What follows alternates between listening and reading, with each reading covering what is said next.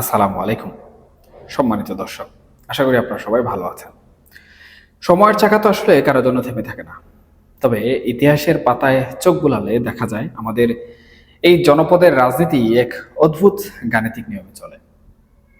আজ আমি আপনাদের সামনে এমন এক অঙ্কের হিসাব মেলাতে চাই, যা শুনলে হয়তোবা আপনাদের মনে হতে পারে যে এটি নিছক কাকতালীয়, কিন্তু গভীরভাবে চিন্তা করলে অবশ্যই বুঝতে পারবেন এর পেছনে লুকিয়ে আছে ক্ষমতার এক চিরন্তন চক্র।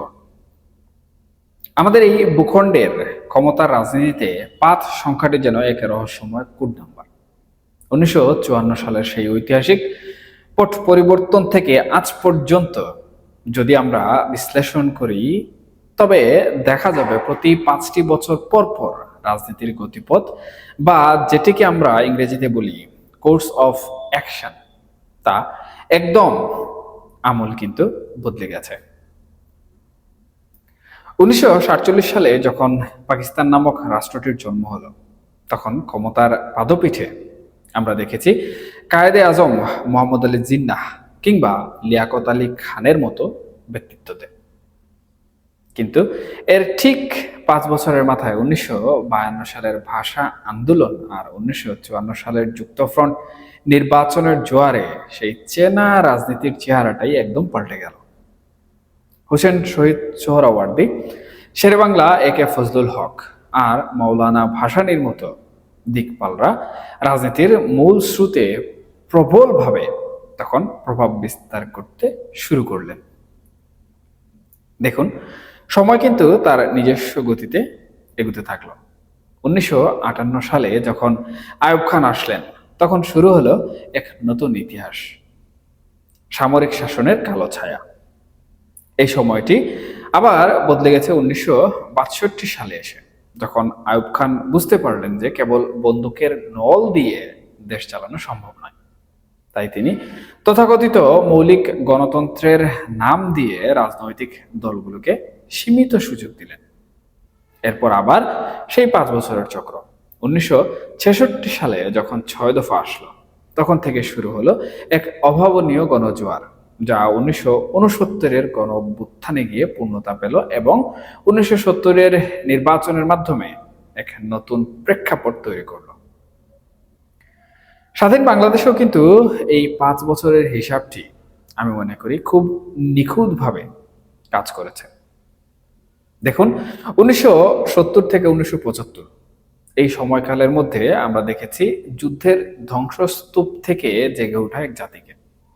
আবার ১৯৭৫ সালের সেই বিয়োগান্তক ঘটনা রাজনীতির পুরো চালচিত্রকেই পাল্টে দিয়েছিল।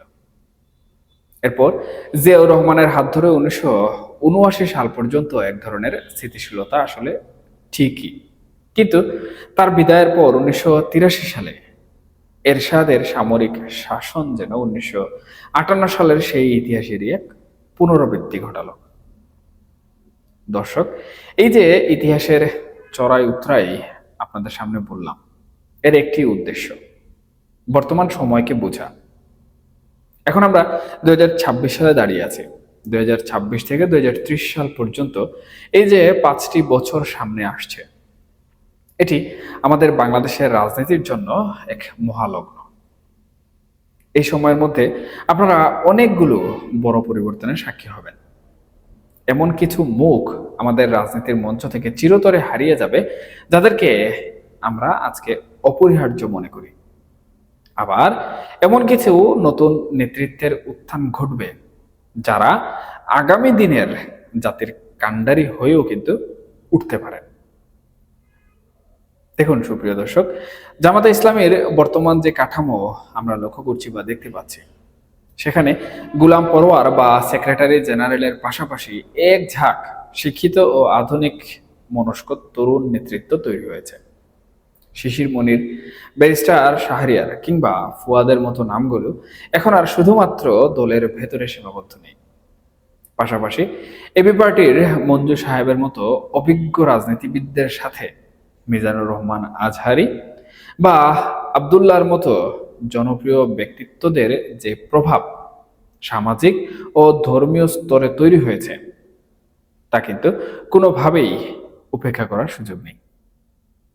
এমনকি জাতীয় সংসদেও আমরা আমির হামজার মতো নতুন কণ্ঠস্বর শুনতে পাচ্ছি। এদের প্রত্যেকেরই কিন্তু নিজস্ব বলয়ে এক ধরনের বিশাল ফ্যান বেস বলুন কিংবা জনপ্রিয়তা বলুন সেটি আছে। সেটি আপনি ইতিবাচক ভাবে দেখুন কিংবা নেতিবাচক ভাবে দেখুন, তাদের কিন্তু একটা প্ল্যাটফর্ম আছে এবং তাদের একটা নিজস্ব কাঠামো আছে। আর রাজনীতিতে যাদের একটি নিজস্ব ফ্যান বেস থাকে, যারা অনেক বেশি পরিচিত হন, তারা একসময় কিন্তু রাজনীতির কর্ণধার হিসাবেও চলে আসতে পারে। উদাহরণ হিসাবে আমি অতীত আওয়ামী লীগের আমলের একজন গুরুত্বপূর্ণ ব্যক্তিত্বের কথা সামনে আনতে চাই। তিনি হচ্ছেন আমাদের ব্যারিস্টার সুমন। এই যে ব্যারিস্টার সুমন সাহেব, তিনি যেভাবে ওনার ফ্যান বেস তৈরি করেছিলেন, সেই ফ্যান বেস তৈরির মাধ্যমে উনি কিন্তু পার্লামেন্ট পর্যন্ত গিয়েছিলেন। নির্বাচন নিয়ে প্রশ্ন থাকতে পারে, নির্বাচন নিয়ে নানা ধরনের আলোচনা সমালোচনা থাকতে পারে, কিন্তু এই ব্যক্তির ব্যক্তিত্ব এবং এই ব্যক্তির যে ফ্যান বেস বা সমর্থক, তারা কিন্তু একচেটিয়াভাবে এখনো যে ব্যক্তিটি নানা অভিযোগে কারাগারে রয়েছেন তার পক্ষে কিন্তু এককভাবে সমর্থন চালিয়ে যাচ্ছেন। এমনকি তাদের মুখ থেকে দাবিও কিন্তু নানা সময় শোনা যায় যে ব্যারিস্টার সুমনের মতো ব্যক্তিকে কারাগারে রাখা আসলে খুব একটা শোভনীয় বিষয় নয়। এখন একবার চিন্তা করে দেখুন, এই যে ফ্যানবেজওয়ালা ব্যক্তিরা বর্তমান সময়ে সংসদে রয়েছেন কিংবা রাজনীতির মাঠে কোনো একটি রাজনৈতিক দলের পক্ষে, সেটা গোপনে হোক কিংবা প্রকাশ্যে হোক, যদিও এখন গোপনীয়তা বলতে খুব একটা আমরা লক্ষ্য করছি না, সবাই কিন্তু প্রকাশ্যে রয়েছেন বা তাদের আচার আচরণ, বডি ল্যাঙ্গুয়েজ সবকিছু থেকেই বোঝা যায় যে তারা প্রকাশ্যে কার সাথে রাজনীতি করছেন বা কার রাজনীতির মতাদর্শে তারা বিশ্বাসী। সেখান থেকে কিন্তু ধারণা করা যায় যে এই যে 5 বছরের একটি চক্র, সেই 5 বছরের চক্র বাংলাদেশে কিন্তু 2030 সালের মধ্যে আবারও পুনরাবৃত্তি ঘটবে। দর্শক, রাজনীতির এই নতুন সমীকরণে মামুনুল হক সাহেবের মতো নেতা কিংবা মেজর আক্তার ও কর্নেল অলির মতো অভিজ্ঞ ব্যক্তিদের ভূমিকাও কিন্তু অনেক তাৎপর্যপূর্ণ হবে। আবার বর্তমান সময়ে যে 11 দলীয় জোটের কথা আমরা দেখি বা শুনি, সেখানে হাসনাত আবদুল্লাহ, সার্জিস আলম কিংবা মাহফুজের মতো তরুণরা যেভাবে রাজপথ কাঁপিয়ে নেতৃত্বে উঠে এসেছেন, তাদের মধ্য থেকে অন্তত হাতে গোনা কয়েকজন আগামী দিনের ময়ূরহু হয়ে উঠবেন। তবে মনে রাখতে হবে, রাজনীতির এই খরস্রোতা নদীতে সবাই কিন্তু ঠিক থাকতে পারে না। অনেকে যেমন লাইমলাইটে আসবেন, ঠিক তেমনি অনেকে কালের গর্ভে হারিয়েও যাবেন। বিএনপির ভেতরেও আমরা দেখছি এক বিশাল পরিবর্তন। তারেক রহমান সাহেবের নেতৃত্বের পাশাপাশি জুবাইদা রহমান কিংবা জায়মা রহমানের মতো নামগুলো এখন কিন্তু দলের সমর্থকদের মনে এক ধরনের নতুন আশার সঞ্চার ইতিমধ্যেই শুরু করেছে। একই সাথে মিয়া নুরুদ্দিন অপু বা সানের মতো তরুণরা যেমন মাঠ পর্যায়ে কাজ করছেন, তেমনি দলের নীতি নির্ধারণে সালাউদ্দিন সাহেব বা ব্যারিস্টার রুহুল কুদ্দুস কাজলের মতো ব্যক্তিদের গুরুত্ব কিন্তু দিন দিন অনেকটাই বাড়ছে। দলের ভেতরের দিকে তাকালেও কিন্তু আমরা দেখি এক অদ্ভুত মেরুকরণ। সেখানে প্রভাবশালী অনেকের নাম বর্তমান সময়ে পর্দার আড়ালে থাকলেও তারা আসলে পর্দার আড়াল থেকে কলকাঠি নাড়ছেন। দলের ভেতরে এখন অনেকেই ডিফ্যাক্টো শক্তিশালী ব্যক্তি হিসাবে গণ্য হচ্ছে। অন্যদিকে আমরা যদি আওয়ামী লীগের কথা বলি, তাহলে আওয়ামী লীগের রাজনীতির মধ্যেও কিন্তু পরিবর্তন দেখা যাচ্ছে। শেখ হাসিনা ছাড়াও জাহাঙ্গীর কবির নানক বা বাহাউদ্দিন নাসিম সাহেবের মতো নেতাদের এক ধরনের রাজনৈতিক বলয় তৈরি হয়েছে, যা সহজে ভেঙে ফেলা কিন্তু সম্ভব নয়। শেখ পরিবারের পরবর্তী প্রজন্মের মধ্যে সজীব ওয়াজেদ জয়, সায়েমা ওয়াজেদ পুতুল কিংবা ববির মতো ব্যক্তিদের রাজনীতির মূলধারায় সক্রিয় উপস্থিতি কিন্তু বর্তমান সময়ে এসে সময়ের দাবি হয়ে দাঁড়াবে। পাশাপাশি তাপস কিংবা পরশরা যেভাবে বর্তমান সময়ে আওয়ামী লীগের হাল ধরেছেন, তাতে বোঝা যায় তারা নিজেদের এক দীর্ঘমেয়াদী যুদ্ধের জন্য এখন প্রস্তুত করছেন। আবার ছাত্রলীগ বা যুবলীগের সাবেক নেতাদের মধ্যে লিয়াকত শিকদার, নজরুল ইসলাম বাবু কিংবা সাদ্দাম রাব্বানীদের মতো যারা আছেন, তাদের মধ্য থেকে একটি বড় অংশ সামনের সারিতে চলে আসবে, যদি তারা নিজেদের ভাবমূর্তি উজ্জ্বল রাখতে পারে। রাজনীতি থেকে অনেককে আমরা গণনায় রাখছি না, কিন্তু দেখা যাবে অনেকেই হয়তো আগামী দিনে বড় গেম চেঞ্জার হয়ে দাঁড়াবেন এই বাংলাদেশের রাজনৈতিক ভূখণ্ডে। এখানে একটি গুরুত্বপূর্ণ বিষয় কিন্তু আমাদেরকে অবশ্যই মাথায় রাখতে হবে। রাজনীতি কেবল নাম বা পরিচিতি দিয়ে চলে না, চলে কাজের মাধ্যমে। যদি বিএনপি যেভাবে ক্ষমতায় এসেছে, এখন তারা এমন কিছু উন্নয়নমূলক কাজ করতে পারে যা মানুষের হৃদয় জয় করবে, তবে কিন্তু দৃশ্যপট হয়তোবা বদলে যাবে। তারেক রহমান সাহেব যদি পদ্মা সেতুর চেয়েও বড় কোনো প্রকল্প কিংবা ঢাকা চট্টগ্রাম বা কুয়াকাটা পর্যন্ত এমন কোনো আধুনিক একটি হাইওয়ে নির্মাণ করতে পারেন, যেখানে বিশ্বমানের বা উন্নত দেশগুলোর মতো যাতায়াত ব্যবস্থা নিশ্চিত হবে, তবে মানুষ কিন্তু পূর্ববর্তী শাসনের যে উন্নয়ন রয়েছে সেগুলোর কথা ভুলে যেতে দ্বিধা করবে না। জার্মানি বা জাপানের মতো বড় দেশগুলোর সহযোগিতায় যদি নির্দিষ্ট সময়ের মধ্যে দৃশ্যমান উন্নয়ন করা যায়, তবেই সাধারণ মানুষের সমর্থন ধরে রাখা সম্ভব। কিন্তু যদি কেবল খাল খনন কিংবা নানা রকম বিতর্কের মধ্যেই তারা সীমাবদ্ধ থাকেন, তবে কিন্তু সাধারণ মানুষের মনে আবারও আওয়ামী লীগের সেই শাসনের অভাব অনুভব হতে শুরু করবে। আর এটি হলো রাজনীতির একটি রূঢ় বাস্তবতা। দর্শক, আমরা এখন প্রকৃতপক্ষে যে সন্ধিক্ষণে দাঁড়িয়ে আছি, সেখানে একটি বিষয় আসলে নিশ্চিত করেই বলা যায়, এবং সেটি হচ্ছে বাংলাদেশে হয়তো আর সেই পুরনো ধাঁচের সামরিক শাসন বা 1-11-এর মতো অসাংবিধানিক পরিস্থিতির পুনরাবৃত্তি কোনোভাবেই হবে না। কারণ নাগরিক সমাজের যে উচ্চাভিলাষ আমরা একসময় দেখেছিলাম, বিশেষ করে ডক্টর ইউনূস সময়ের পর, সেই স্রোতটি কিন্তু এখন অনেকটাই থিতিয়ে এসেছে। ফলে আগামী দিনের যে কোনো পরিবর্তন আসবে বা যে পরিবর্তন হবে, তা হবে খাঁটি রাজনৈতিক একটি প্রক্রিয়ার মাধ্যমে। সেটি হতে পারে ইসলামপন্থীদের উত্থান, কিংবা আবারও বিএনপি, অথবা আবারও আওয়ামী লীগ ঘরানার শক্তির নতুন এক সমীকরণ।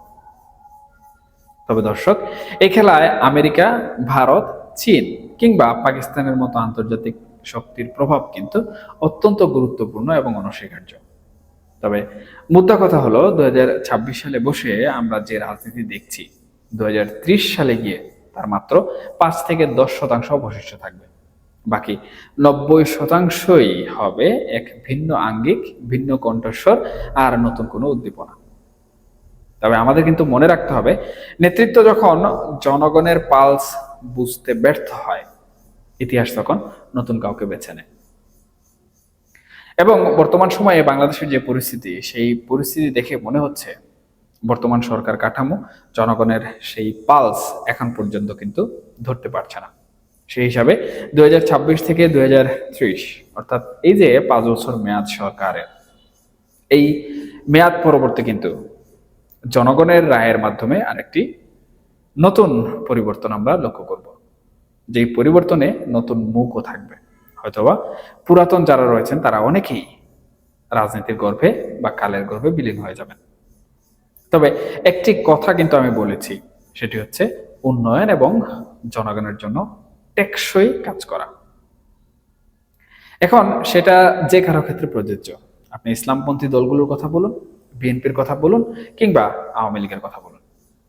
তবে আওয়ামী লীগের যে শাসনামল ছিল, সেই শাসনামলে আওয়ামী লীগ এমন কিছু উন্নয়নমূলক কর্মকাণ্ড করে গিয়েছে, যেগুলো বর্তমান সরকার কিংবা অন্যান্য ইসলামপন্থী দল যদি কখনো ক্ষমতায় যায়, তাদেরকে করতে হলে আমি মনে করি অনেক বেশি প্রেশার নিজেদের কাঁধে তুলে নিতে হবে। এবং একটি রাষ্ট্রযন্ত্র পরিচালনা করতে গিয়ে যখন চতুর্দিক থেকে বড় বড় প্রেশার আসা শুরু হয়, বড় বড় চ্যালেঞ্জ আসা শুরু হয়, তখন কিন্তু সেই সরকার রাষ্ট্রযন্ত্র পরিচালনা করতে গিয়ে হিমশিম খায়। আর হিমশিম খাওয়া মানেই কিন্তু কোনো না কোনো সময় তারা ভুল করে ভুল সিদ্ধান্তের মাধ্যমে ব্যর্থতার দিকে চলে যাওয়া। আর রাজনৈতিক দল কিংবা একটি ক্ষমতাসীন দল যখন সরকারের দায়িত্বে থাকে, তখন তারা যখন ব্যর্থ হয়ে যায়, তখন সেই সুযোগে কিন্তু জনগণ তাদের রায় পরিবর্তন করার একটি সুযোগ পেয়ে যায়। পরিশেষে একটা কথাই বলবো, বাংলাদেশের জনগণ শান্তি চায়, বাংলাদেশের জনগণ উন্নতি চায়, বাংলাদেশের জনগণ চায় একটি স্থিতিশীল সমাজ ব্যবস্থা, একটি স্থিতিশীল রাষ্ট্র ব্যবস্থা। যে সরকার বা যে দল জনগণের এই ইচ্ছা আকাঙ্ক্ষায় কামনাগুলো পূরণ করতে পারবে, দিন শেষে তারাই কিন্তু বাংলাদেশে টিকে থাকবে। আর যারা সেগুলো পূরণ করতে ব্যর্থ হবে, তারা হয়তোবা সময় সুযোগের প্রেক্ষাপটে 5 বছর ক্ষমতায় আসবে, কিন্তু 5 বছর পর তারা এমনভাবে বিলীন হয়ে যাবে যেন তারা 20 বছর কিংবা 17 বছর আবারও রাজনীতির মাঠ থেকে দূরে সরে যাবে বা জনগণের সেবা থেকে দূরে সরে যাবে। যেটা আমরা বাংলাদেশের ইতিহাসে এই আলোচনায় অনেক কিছুই জানতে পেরেছি। সুতরাং আমাদের নীতি নির্ধারক এবং আমাদের রাজনৈতিক দল যারা রয়েছে তাদের প্রতি উদারত আহ্বান রইল, আপনারা জনগণকে নিয়ে কাজ করুন, জনগণকে নিয়ে চিন্তা করুন, জনগণের জন্য ভাবুন। আজকের এই আলোচনা প্রসঙ্গে আপনাদের যদি কোনো ধরনের মন্তব্য থেকে থাকে, সেটা পক্ষে হোক বিপক্ষে হোক, এমনকি আমার যদি কোনো ভুল ত্রুটি হয়ে থাকে, তাহলে সেটাও কমেন্ট বক্সে অবশ্যই জানাতে ভুলবেন না। আপনাদের যদি কোনো প্রশ্ন থাকে তাহলে সেটাও আপনারা কমেন্ট বক্সে জানাবেন, কারণ আপনাদের প্রশ্ন এবং আপনাদের মতামত, সেটা পক্ষে হোক বিপক্ষে হোক, ভালো হোক খারাপ হোক, আমার জন্য অত্যন্ত গুরুত্বপূর্ণ। আমি কিন্তু সেখান থেকে শিক্ষা অর্জন করি। ভালো থাকবেন, সুস্থ থাকবেন, অবশ্যই অবশ্যই নিরাপদে থাকবেন। আল্লাহ হাফেজ।